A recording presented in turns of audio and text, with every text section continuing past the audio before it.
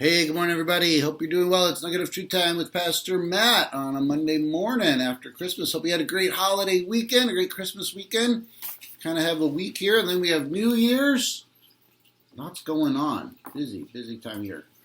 The wisdom of the world. Some of you might do an eye roll right away when you hear that, and that might be appropriate eye roll. Here's a verse, 1 Corinthians 1:20. Has not God made foolish the wisdom of the world? I think recently we've seen that played out in dramatic ways. The wisdom of the world is total and utter foolishness to God. We see that played out almost every day, unfortunately. The wisdom of the world would never have chosen a cross for its salvation. The wisdom of the world always chooses the path of obvious victory.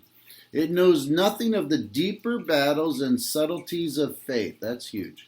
It acts on what it sees on the surface and grabs as much visible glory as it can. It will not wait. It seizes the day. We are not born of that spirit. We're born of the Spirit of God, and the Spirit of God will lead us to the cross. He points us toward eternal realities, not temporary glory. While earthly wisdom tells us to get what we can while we can get it, God's wisdom shows us the reality of eternity that lies beyond the visible nature of this corrupt world. It shows us the resurrection beyond the cross. Those of us who seek true wisdom do not simply desire information from God. We want to know what God is like. I'm going to read that again. Those of us who seek true wisdom do not simply desire information from God. We want to know what He is like. There's a difference. We must come to see Him as the source of all truth, and we must take our cues from Him. We shouldn't be satisfied with Him just telling us what to believe. We need to see it in action. What is His wisdom like? What would He do if He were clothed in human flesh? God has given us the answer, of course. We can examine the wisdom of Jesus, which led Him to death for a greater good.